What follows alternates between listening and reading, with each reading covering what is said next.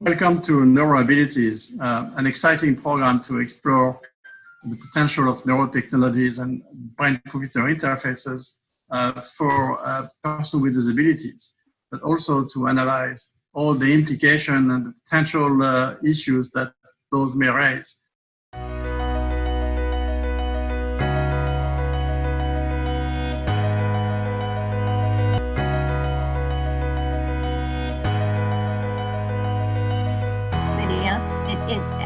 I'm so grateful to you for taking the time to speak to me this morning about your experience with neurotechnologies. It would be great to hear a little bit about how you decided yourself to accept a cochlear implant.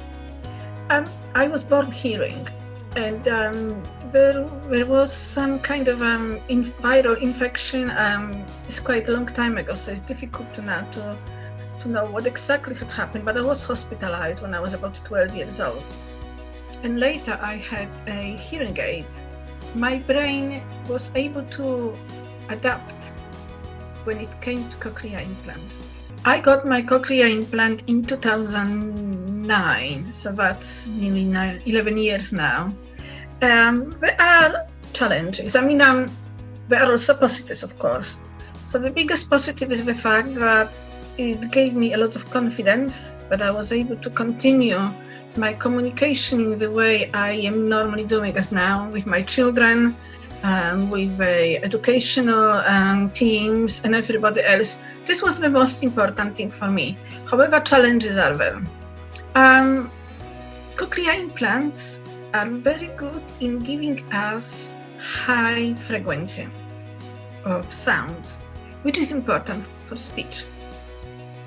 And hearing aids have both high and lower frequencies. So they were much more, for me at the time, they were much more balanced in a way. So that unbalanced way of hearing with cochlear implant was a little bit difficult. Did you consider alternative technologies when you were looking at the possibility of getting a cochlear implant? Yes, I did.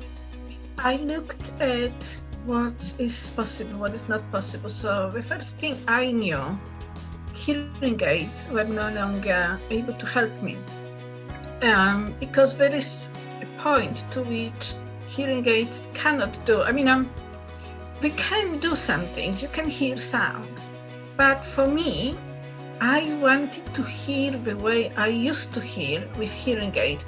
So two questions. One is, how did you react to the controversy? Was there controversy, and who was the person who helped you the most?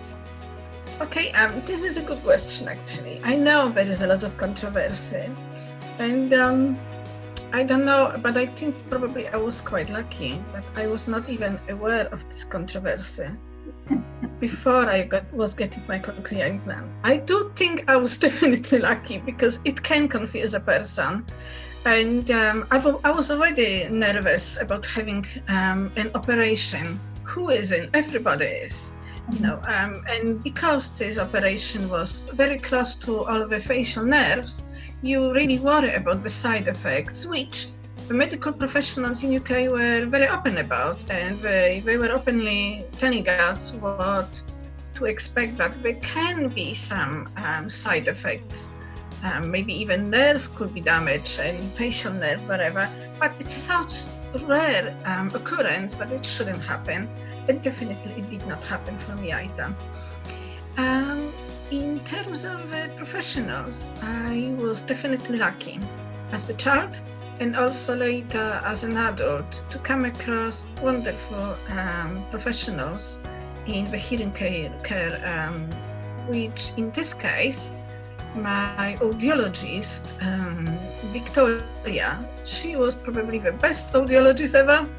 And I was sometimes saying to her, you know me better sometimes than I know myself. And we spent hours sometimes just discussing, lots of different things. She was always open to listen to my worries, to my suggestions as well. Let's try this way, let's try another way. She was very open-minded, and I think it helped, because I sometimes say you have to become partners in crime, in a way, of trying to get the best out of what we can do. How would you like to see neurotechnologies develop to make things better for people who have implants, cochlear implants? You have to remember to charge everything before the next day. There is also something what can be pretty annoying, and I have to remember I have to have spare batteries with me all the time, because it could happen that my batteries, which I'm normally recharging overnight, for some reason didn't charge. And the last thing I want is to arrive at workplace or anywhere else and not to be able to hear anything. Maybe longer running batteries, which are running for at least a week or so we don't have to panic at the last minute with making sure everything is charged. And also the way we are able to hear in noise environment. Both hearing aids and cochlear implant manufacturers have gone through leaps and bounds to help everyone who needs the devices to hear better in noise. But that is something what we cannot do in a way.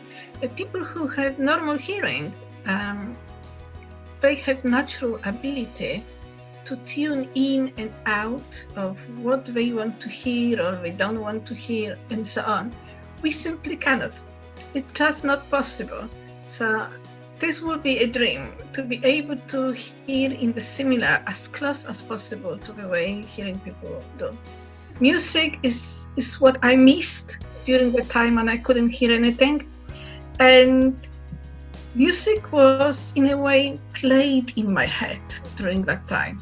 So when you're playing in your head, because your brain already is storing this, and then suddenly you hear it in a completely different way, it can really be disappointing. Again, I turned to people who knew people who themselves had cochlear implants, and I've told them about my experience. I've told them how I feel about listening to music, and they all told me, don't worry, just keep listening and listening again until in some ways your brain clicks and your musical memory you have in your brain aligns with what you're hearing, and music will be back the same as you used to hear. I have to say, yeah, it worked, and being a little bit stubborn, if I can say, definitely helped. I don't personally want to see people sugarcoating what it is like to have a cochlear implant. Everybody is different, and everybody is reacting to the nanotechnology, as we call it, or neurotechnology, in a different way. And the biggest enigma is our brain.